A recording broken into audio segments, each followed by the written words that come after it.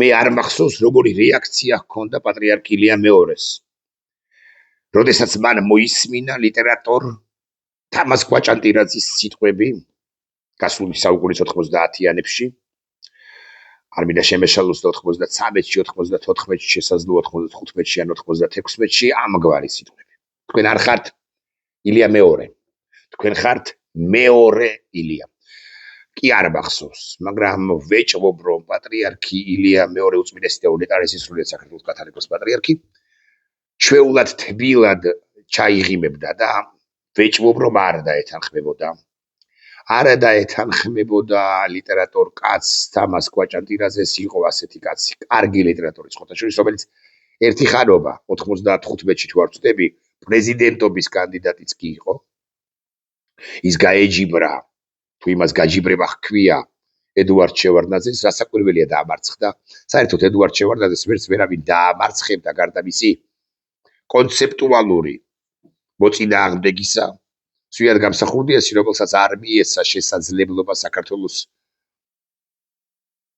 საქართველოში დაბრუნებისა სრულ ფასოვნად და საქართველოს პოლიტიკაში დაბრუნებისა, პოლიტიკაში ყოფნისა და პოლიტიკაში მოღვაწეობისა. ედუარდ შევარდნაძემ დაამარცხა სვიად გამსახურდია ლიტერატორის ხოთაშორის ისიც, ლიტერატორი და დისიდენტი საქართველოს სულიერი მისიისა და ვეფხისტყაოსნის სახის მეტყველების, აგრეთვე რამდენიმე ძალიან კარგი ლექსის ავტორი. დაამარცხა იმ ხანად, თუმცა ისტორიული თვალსაზრისით. სვიად გამსახურდია რასაკვირველია გამარჯვებულია. არა იმიტომ, რომ თაწმინდაზეა ასვენებული და შევარდნაძე კი კრწანიშია დასვენებული, არა, მარტო ამიტომ არა.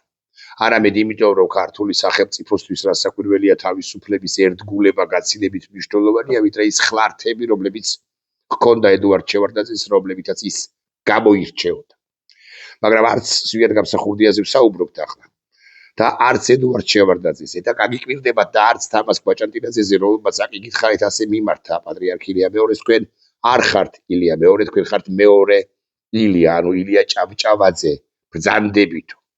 არა და ილია ჭავჭავაძე ჩემი მოსაზრებით ყოველ შემთხვევაში ბევრი თქვენგანი ალბათ ჩემი წინააღმდეგმა გამაკრიტიკებს არ დამეთანხმება, მაგრამ ჩემი მოსაზრება კი ამგვარია, ილია ჭავჭავაძე ყველაზე დიდი ქართველია ქართველთა შორის.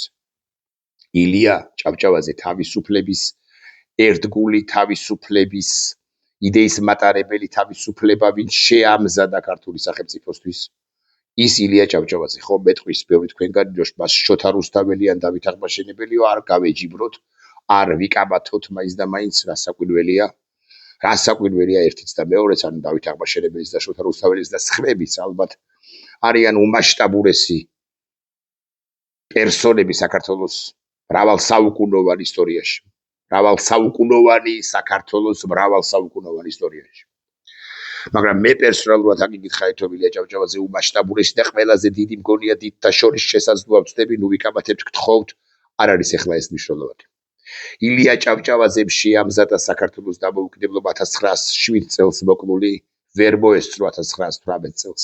რატომღაც მგონია, ვერ ვასაბუთებ, მაგრამ მაინც რომ მოსწრებოდა, ვინიცის და სხვაგვარად წარიმართებოდა საქართველოს ბედი, სვედა ბედი და 1921 არ დადგებოდა ყოველ შემთხვევაში იმდენად მძიმე არ იქნებოდა სხვაგვარად გააგრძელებდა თუ ენდობოდა ქართული საზოგადოება, ქართული სახელმწიფო, სწორედ ილია ჭავჭავაძეს სხვაგვარად გააგრძელებდა ქართული სახელმწიფო არსებობას და ბრძოლასაც.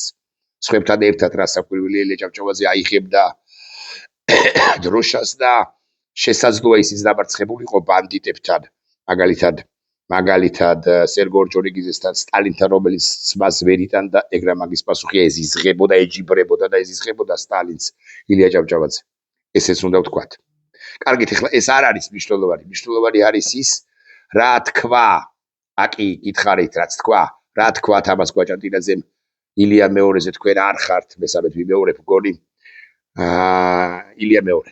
თქვენ ხართ მეორე ილია და კი ჩაიღიმებდა პატრიარქი ილია შიოლაშვილი ამ სიტყვაზე, თბილად, ჩვეულად თბილად, მაგრამ ალბათ მაინც არ დაეთანხმებოდა ილია მეორეს ჩემი მოსაზრებით ყოველ შემთხვევაში ძალიან უნდოდა რომ დაეტოვებინა სახელი, გაგიკვირდებათ და ილია ჭავჭავაძეზე დიდი სახელიც კიდე აი შინაგანად თითქოს კონკურენციაში იმყოფებოდა იმ უმასშტაბურეს ილია ჭავჭავაძესთან.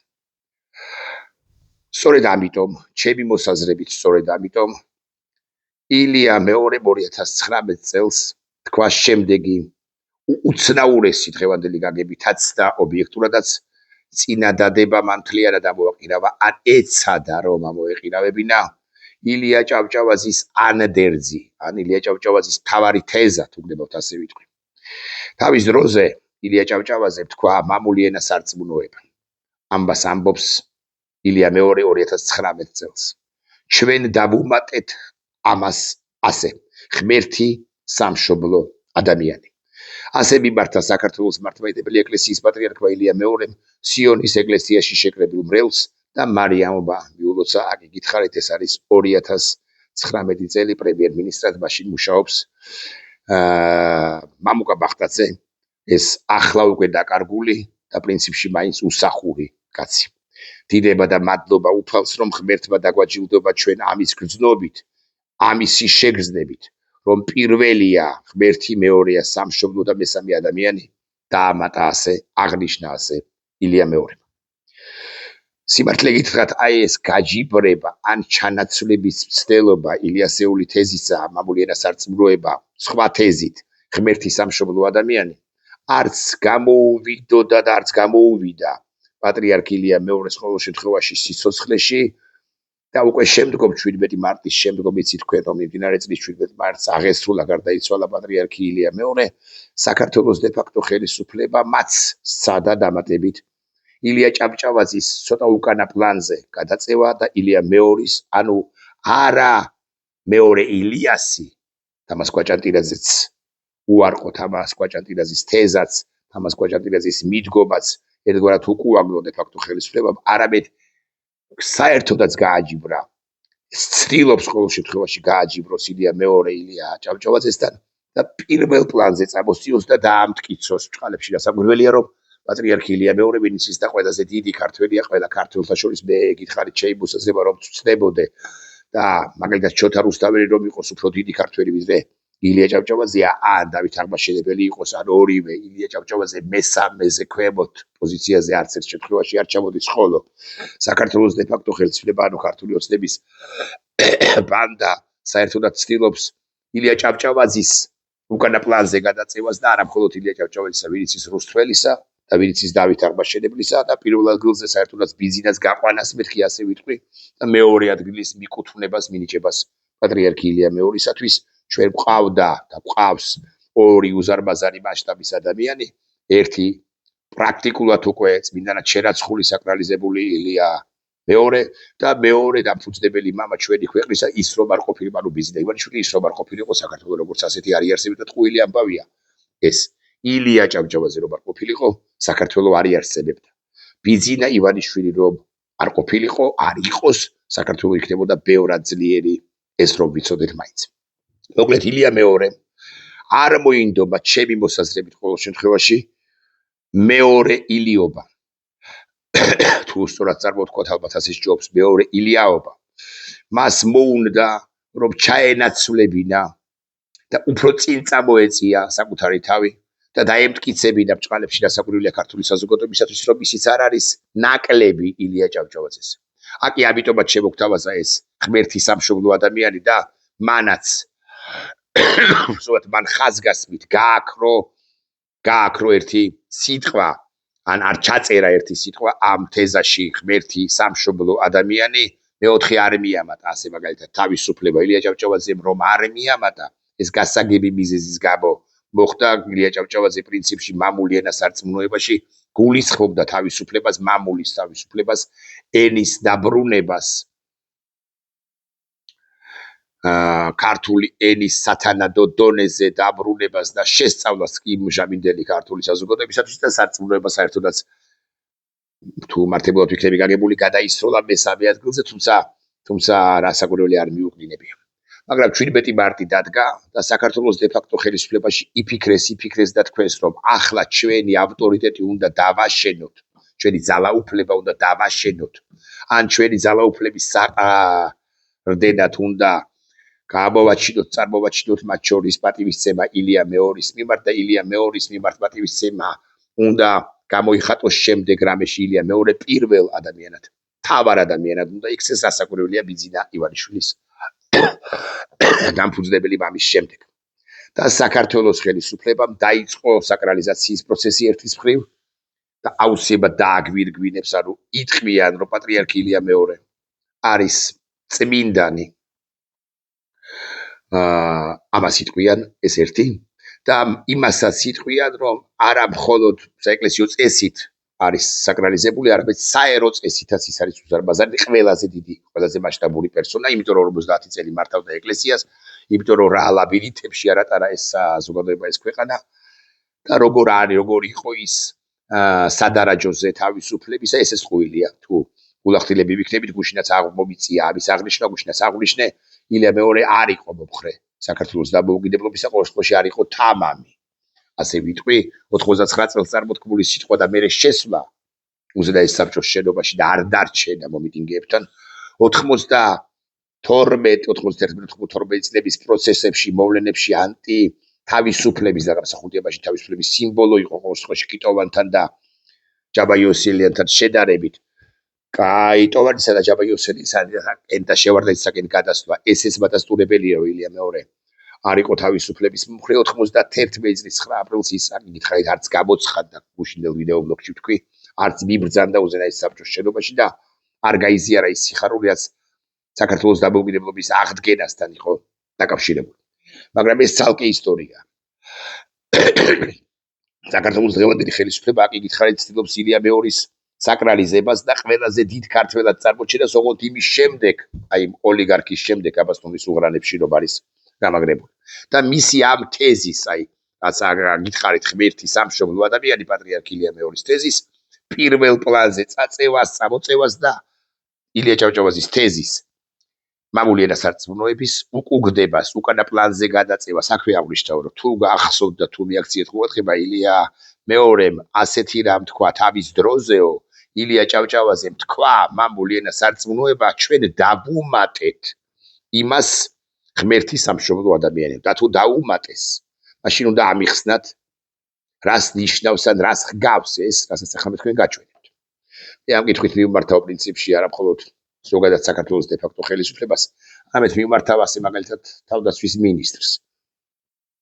ირაკლი შიქოვანზე, ვინ მიიღო გადაწყვეტილება იმის თაობაზე, რომ საქართველოს შეიარაღებული ძალების უდაოდ ყველაზე მაგარი ბიჭების ჩვენ სინამდვილეში ვინც არიან გულისხმობ ახლა მოქმედ ჯარისკაცებს და ასევე გულისხმობ საქართველოს შეიარაღებული ძალების იმ მეომარ ჯარისკაცებს, რომლებიც არიან ახლა მოცემულ ეტაპზე უკრაინაში საბოლოო ჯამში ერთი ორგანიზმია.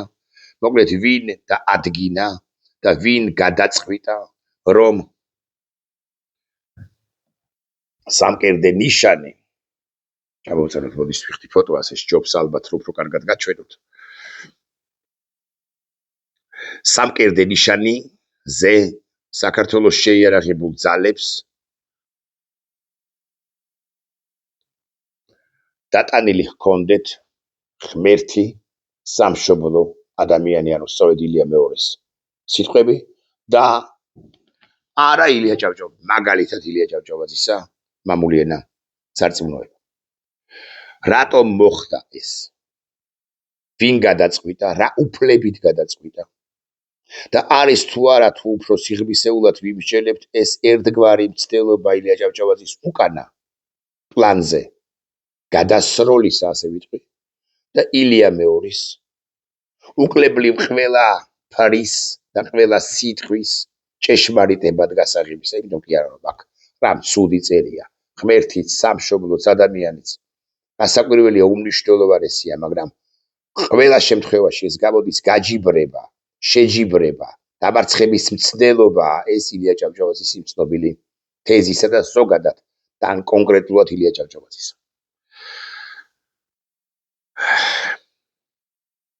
ამ კითხვაზე პასუხი გასაკვირველი არ მაქვს, მაგრამ უბრალოდ მაქვს პასუხი ჩემეული და მე გასტიშთავს მთელი პასუხის მგებლობით მეთქი, მაგრამ ვიტყვი. ილია ჭავჭავაძის როლისა და მისიის, როგორც ბოძისა, ჩვენი დამოუკიდებლობის, ბოძის როლისა და მისიის მიკრინება უკანა პლანზე გადასწევა მოსდომებია საქართველოს დე-ფაქტო ხელისუფლებას. აქვე ჯარისკაცებს მინდა შევახსენო, რომ არავითარი ენა მამული ენა სარწმუნოება, არავითარი ღმერთი სამშობლო ადამიანი. ეს ყველაფერი დაივიწყეთ. ილია ჭავჭავაძის სიტყვებით დაივიწყეთ, თუ გდებოდა ილია მეორის სიტყვებით ზედ დააყოლეთ. მაშინ, როდესაც საქართველოს დე-ფაქტო ხელისუფლება რეალურად თქვენ სამშობლოს ამ მდგომარეობაში აკოფებს უკლებრივ ყველაფერი ყალბია. ყალბი დამოუკიდებლად იმისა სამკერდე ნიშანი იქნება ეს. სამკერდე ნიშანი ქვია ხო ამას? თუ არ ვიცი, ოფიციალური სლოგანი თავდაცვის უსხებისა თუ მთლიანად საქართველოს სახელმწიფოსი. იმ პირობებში, როდესაც თქვენივე თანამებრძოლს ანწუხელიძეს გმირს აღარ უწოდებს საქართველოს დე-ფაქტო ხელისუფლება და აღარც ეკლესია აღარ მოიხსენიებს მას ასე ხშირად ყოველ შემთხვევაში. იმ პირობებში, როდესაც საქართველოს დე-ფაქტო ხელისუფლება მტერ რუსეთს უკვე უხდის და მომავალშიც მოუხდის ბოდიშს თუ მივეცით ამის შესაძლებლობა. ყველაფერი, სამკერდე ნიშანიც, სლოგანიც, სწორი სლოგანიც, ილია მეორის სლოგანიც, ილია ჭავჭავაძის სიტყვებიც, ყველაფერი სადაც არ უნდა მიიკრათ, ეგრა მაგის პასუხია შუბლზეც რომ მიიკრათ, მეორე ხარისხოვანი ხდება. ჯარს ამ პერიოდში, ამ 2-3 წლის განმავლობაში უთხრეს, რომ ჩვენ უნდა მოვიხადოთ ბოდიში ოკუპანტთან. უთხრეს, რომ ჩვენ დავიწყეთ ომი 2008 წელს. უთხრეს, რომ ის მეგობრები, რომლებიც ჩვენ გვყავს, შეერთებული შტატების მათ შორის, ის მეგობრები, რომლებიც საქართველოს შეერაღებულ ძალებს ეხმარებიან და საქართველოს შეერაღებული ძალების ფორმა ქმნადობაში ჯერ კიდევ 21 საუკუნის დასაწყისში უზარმაზარი როლი ითამაშეს, უზარმაზარი წვლილი შეიტანეს. უთხრეს ამ ჯარს, რომ ეს მეგობრებიც არიან რეალურად მტრები, მათი მტრები და არა ქართული სახელმწიფოსი.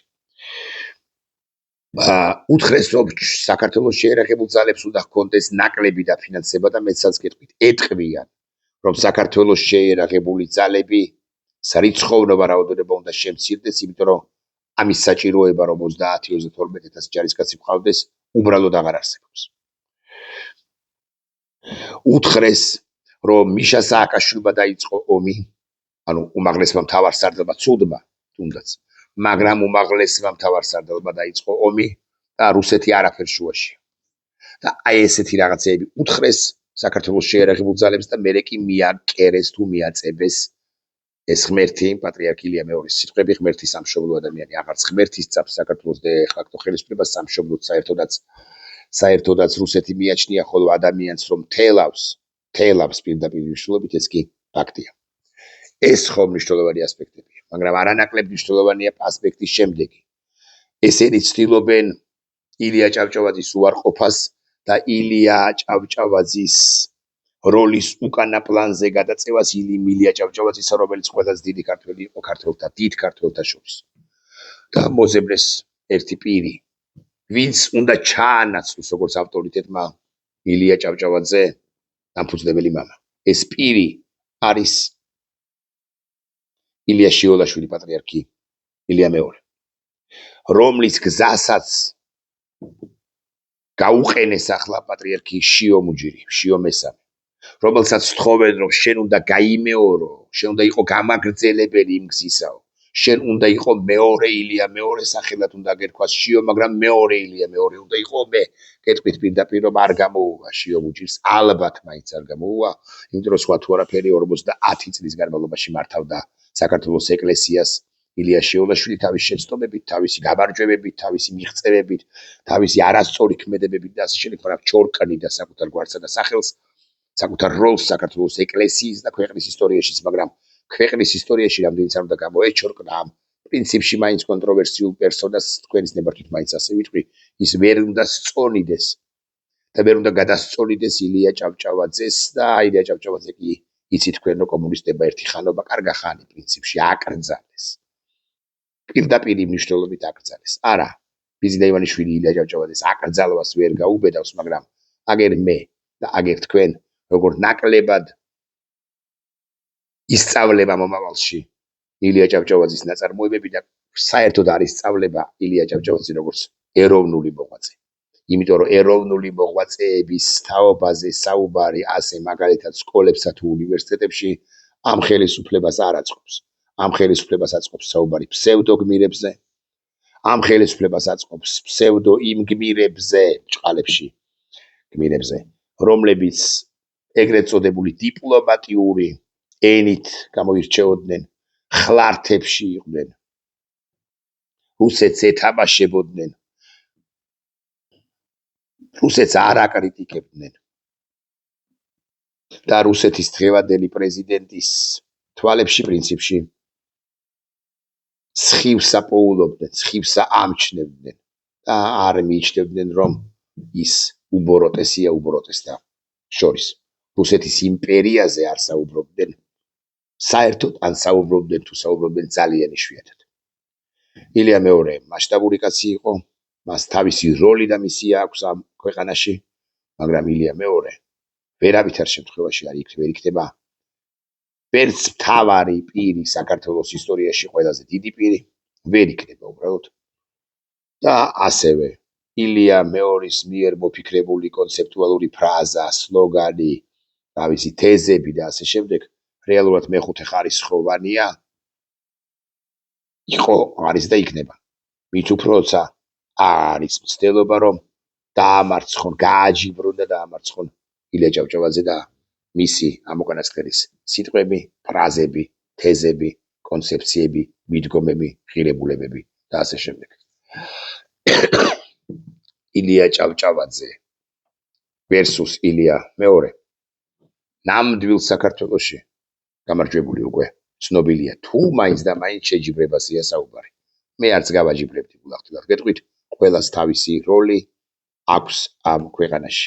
უბრალოდ ბიზნესს აქვს ავადმყოფური მიდგომები, რომ მე თავად დაამარცხოს ბიზნა ივანიშვილმა ილია მეორე და პირველ ქართველად ჩააწერინოს რომელიმე კარის მეისტორიეს სწორედ საკუთარი თავი. არც ეს არ გამოუვა. ნახვამდის.